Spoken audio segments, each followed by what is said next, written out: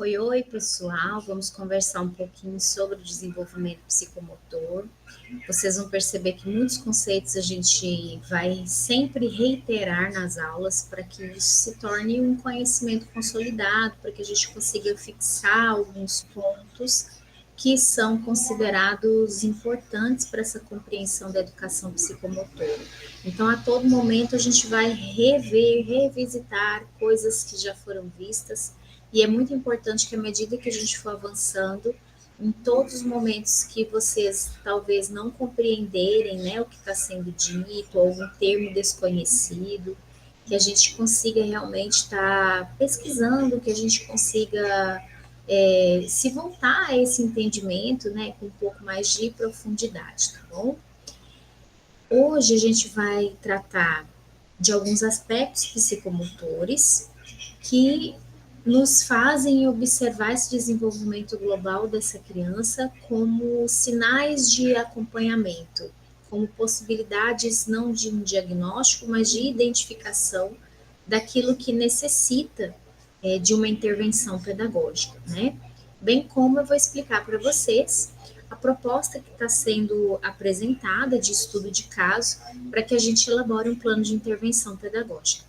Lembrando que esses fundamentos psicomotores, dentro da instituição, dentro do ambiente educativo, eles são trabalhados dentro dos nossos planejamentos docentes e eles podem ser trabalhados de uma maneira mais individualizada com a nossa criança à medida que a gente identificar esses pontos de fragilidade, esses pontos em déficit, né?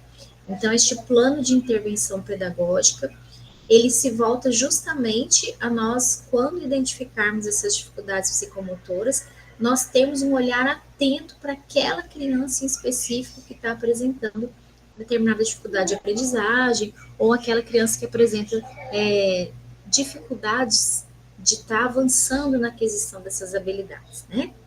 Então, eu vou colocar aqui o slide para a gente poder ter um apoio visual. E lembro novamente, né, as dúvidas que nós tivermos, os questionamentos, aquilo que não for compreendido. É importante que a gente assuma essa postura de pesquisador, mas é muito importante também que a gente compartilhe lá no nosso fórum de dúvidas. É um fórum permanente, ele está sempre retornando, né, a cada rota de aprendizagem. Aquilo que não é debatido, aquilo que não é questionado, aquilo que não é apreendido, pouco é aprendido. Então, a gente precisa sempre fazer este movimento de buscarmos esse conhecimento para que ele seja verdadeiro, para que ele seja sólido, né? Então, vou projetar aqui um pouquinho sobre esse desenvolvimento psicomotor, lembrando, né, que a psicomotricidade, ela é este conjunto de habilidades que se voltam à globalidade deste sujeito, deste corpo que está em desenvolvimento, né? Dentro dessa perspectiva psicomotora, nós temos que a motricidade humana, ela é a única que pode ser denominada psicomotricidade, ou seja, que une a psique com as questões motoras. Por quê? Porque ela está permeada e atravessada pela vontade e pelos desejos dessas pessoas, desses sujeitos na ação motora. Então, nós temos essa intencionalidade do movimento, tanto para deixarmos as nossas marcas, deixarmos as nossas expressões, para fixarmos esses relacionamentos, né, com os demais, bem como para alcançarmos algum objetivo que é posto. Então, a intencionalidade motora, ela se volta a várias questões, e principalmente a expressividade deste sujeito, né? Então, a atividade motora, ela não é mecânica, né? Ela não é algo que acontece alheio ao sentimento, alheio ao desejo, ao prazer, à vontade, às expressões. Então, ela é um ponto de desenvolvimento que diz respeito à própria cognição, à própria inteligência, né?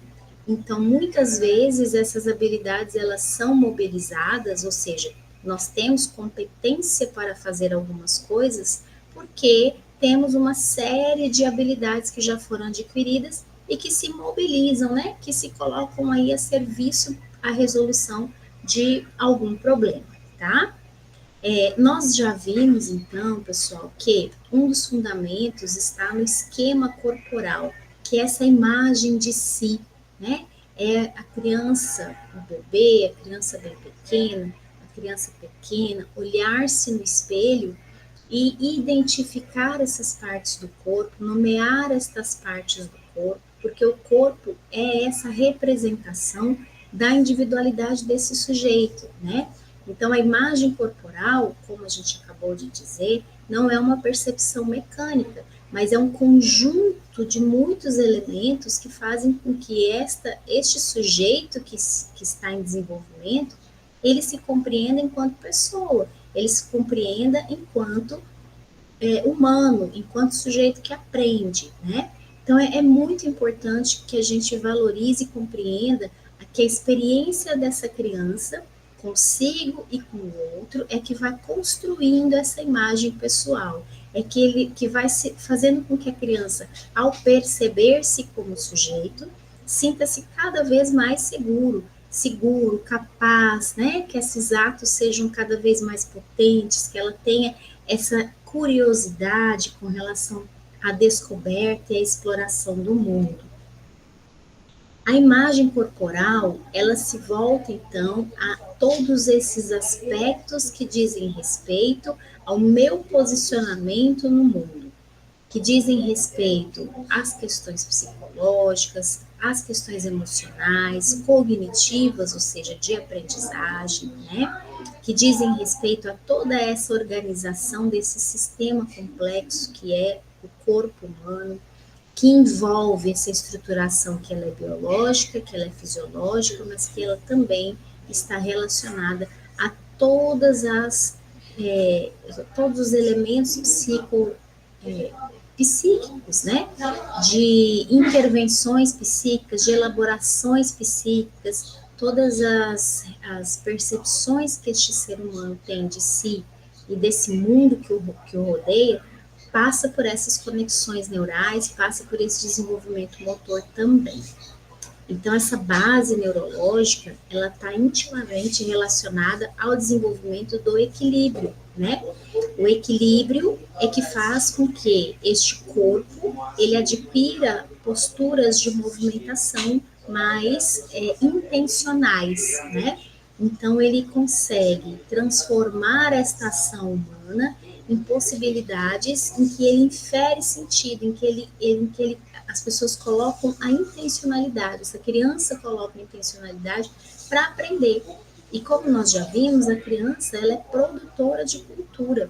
Um dos autores, né, Vitor Fonseca, que nós trabalhamos a nossa rota de aprendizagem, ele fala que o significado psiconeurológico do equilíbrio, incontestavelmente, ele assume uma importância porque o domínio da motricidade ele vai se refletir em todos os processos de aprendizagem.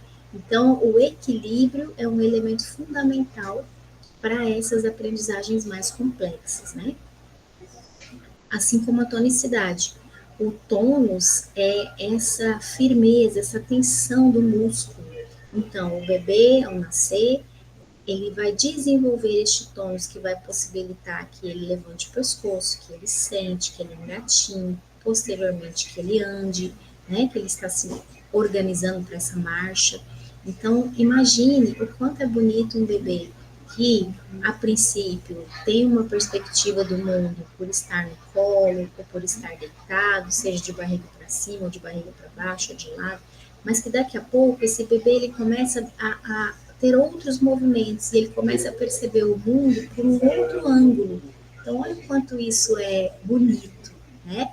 Ele vai adquirindo essa possibilidade, por meio do tônus muscular, de se movimentar nestes espaços, e isso também é um comportamento comunicativo.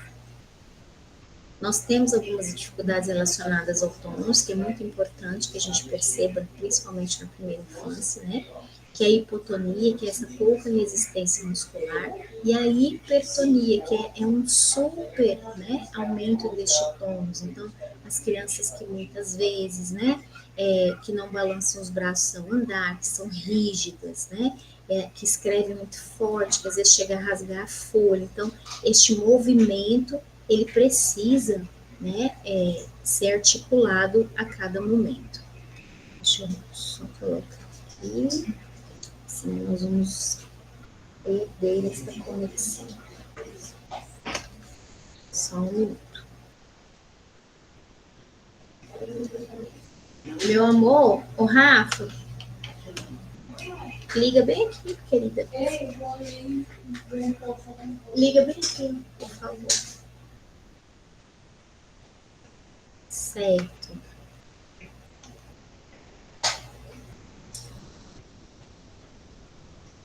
Ok, vamos continuar.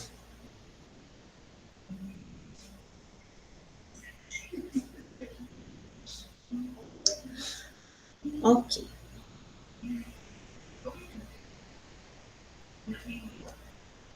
Agora, pessoal, a gente vai verificar a questão do estudo de caso, né? Então, hoje a gente viu sobre o equilíbrio, sobre a importância desse tônus muscular, sobre a importância do esquema corporal, e nas próximas rotas a gente vai continuar dialogando com relação aos outros elementos que fazem parte do desenvolvimento psicomotor. Liga aqui. Os ajudantes. Nessa rota, gente, nós temos uma proposta que a princípio pode parecer um pouco desafiadora, mas que é uma proposta de escrita, como a gente já conversou desde a primeira aula, né? É preciso que a gente se dedique e se debruce um pouco mais sobre esses processos de escrita, porque isso faz parte da nossa condição de pedagogas, isso vai acompanhar a nossa prática pedagógica, então a gente precisa ter esse domínio e essa segurança com relação à escrita e com relação à leitura também. Então, a proposta de atividade dessa rota, ela se volta ao estudo de caso. É um estudo de caso fictício, é um estudo de caso de condições observadas, elementos identificados do desenvolvimento psicomotor. Então, é uma criança de 6 anos que está aí no ciclo de alfabetização.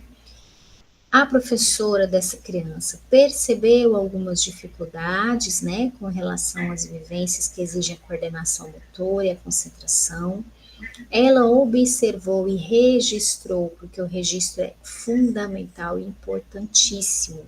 Percebeu que essa criança apresenta dificuldades em algumas propostas que envolvem, por exemplo, a coordenação motora fina, por exemplo, de pegar no riscador, né? De, por exemplo, cortar, utilizar objetos como a tesoura, objetos que precisam deste movimento de apreensão, do movimento de pinça. Então, ela percebeu dificuldade nas propostas que envolvem a coordenação motora fina. Colar, escrever, rasgar, né? As letras nesse período de início do processo de alfabetização da criança são muito irregulares, são muito grandes, então uma letra pequena, outra bem grande, uma letra sobreposta sobre a outra, sem essas orientações espaciais da escrita mesmo, de saber que uma letra antecede a outra, né? Percebeu dificuldades em atividades motoras grossas, como correr, pular, jogar bola, e isso faz com que essa criança muitas vezes não participe de brincadeiras em grupo. Então, a criança apresenta lentidão na execução das atividades escolares e frequentemente termina as tarefas longo tempo depois dos colegas. Demonstra dificuldade em seguir instruções que envolvem múltiplas etapas. Então, é uma criança que tem dificuldade para compreender o início, o meio e o fim das propostas e conseguir executá-las, né? Demonstra dificuldade em seguir instruções que envolvem múltiplas etapas, o que leva a cometer erros recorrentes, lembrando que é muito importante que nós percebamos o erro enquanto um fator de aprendizagem, mas os erros que não conseguem ser superados, eles podem sim ser sinais de algum tipo de déficit, algum tipo de atraso, principalmente relacionado às questões psicomotoras. É uma criança tímida, que raramente se envolve em brincadeiras com outras crianças, tende a ficar isolado durante as propostas recreativas, quando interage demonstra frustração ao não conseguir acompanhar os colegas em jogos ou atividades físicas. A um pedagogo, um professor desavisado, um professor pode precipitadamente acreditar que aí exista algum transtorno, alguma deficiência, né? Mas um olhar atento do professor com relação aos elementos psicomotores vai começar a perceber o porquê deste corpo estar desorganizado. Identifiquei todas essas questões, né, de um atraso psicomotor, da necessidade de um estímulo maior, e aí é onde entra o nosso plano de intervenção pedagógica, que é sempre individualizado para aquela criança que já nos deu elementos de que necessita de uma intervenção. Então, este plano de intervenção pedagógica é um documento, não é longo. Vocês podem fazer e devem fazer de uma forma clara, concisa, coesa, né? Bem escrito. Passem pelo corretor ortográfico para que não tenham erros de concordância ou erros ortográficos e gramaticais. A gente vai iniciar esse plano de intervenção trazendo o problema. O problema já foi apresentado, né? Aí no estudo de caso, vocês terão acesso lá na rota. E aí eu vou trazer estes problemas. Quais são os elementos psicomotores que a professora percebeu que precisam ser estimulados nessa criança? Por quê? O problema é a ação de não conseguir executar algumas das propostas do cotidiano, do dia a dia, algumas propostas pedagógicas que são oportunizadas, né, essa criança. Então, a gente vai apresentar este problema que já está posto aí na introdução do estudo. A justificativa é um segundo passo deste plano de intervenção. Então, por que é importante esse plano? Qual é a relevância deste plano? Por que eu estou fazendo este plano? Que benefícios que ele pode proporcionar para essa criança, né? Então, por que intervir com essa criança? Quais são os objetivos que eu vou definir para este plano de intervenção baseado naquelas ações que eu identifiquei no problema, né? Então, o objetivo sempre vai ser no verbo infinitivo. Ou seja, se o meu objetivo, se eu percebo que a criança tem dificuldades na coordenação motora fina, o meu objetivo vai ser estimular o manuseio de diferentes materiais, estimular os movimentos de pinça, promover separação de objetos por classificação de tamanho, de cor, de textura, né, para trabalhar a percepção, a discriminação visual dessa criança. Então, muitas questões que eu preciso trabalhar serão os meus próprios objetivos, tá? O que será alcançado com as minhas ações de intervenção. A metodologia vocês vão apresentar como essas técnicas, essas propostas, essas abordagens, né? Como que eu vou fazer isso? Então, o que eu vou fazer? A justificativa é o porquê farei isso. Os objetivos é o que eu farei. A metodologia é como eu farei. E aí eu vou descrever essas propostas lúdicas. Eu vou pesquisar. Eu preciso desenvolver a coordenação motora fina para que essa criança venha adquirir maior destreza, venha adquirir este movimento mais afinado, este movimento, por exemplo, de pegar no lápis, este movimento de tônus muscular no sentido de rasgar um papel, enfim. Nós vamos descrever quais propostas lúdicas concretas nós vamos implementar com essa criança que apresentou essa série de dificuldades.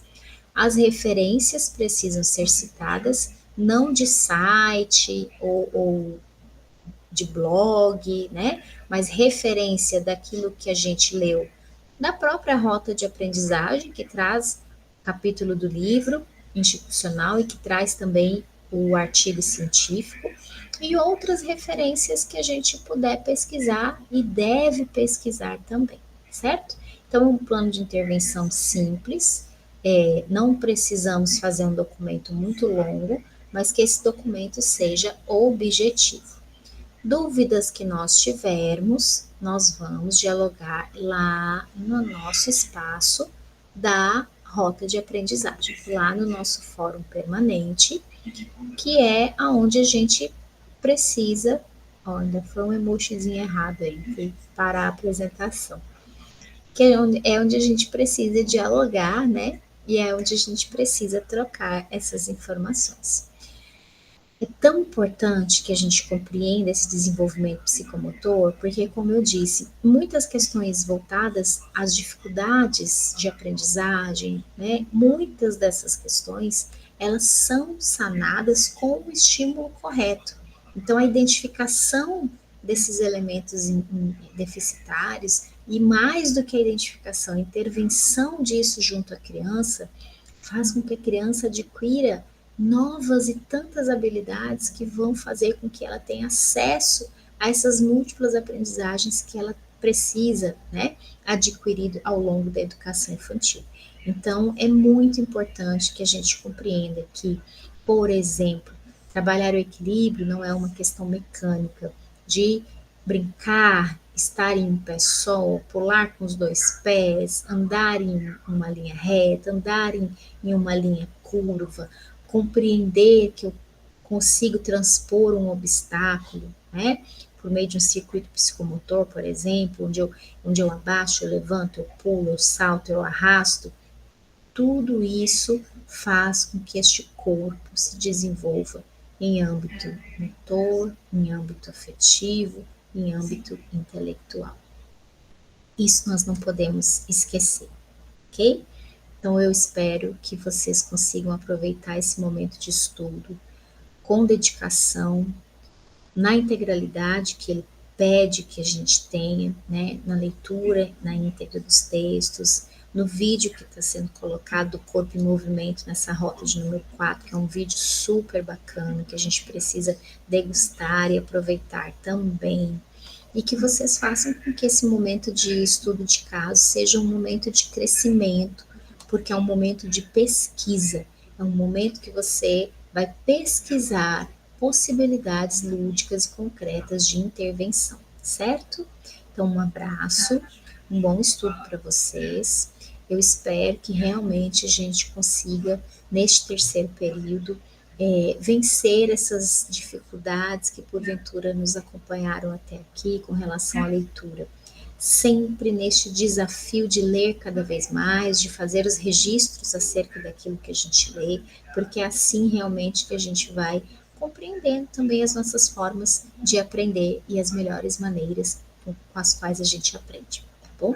Então, um abraço, fiquem bem e se cuidem, e até a próxima aula.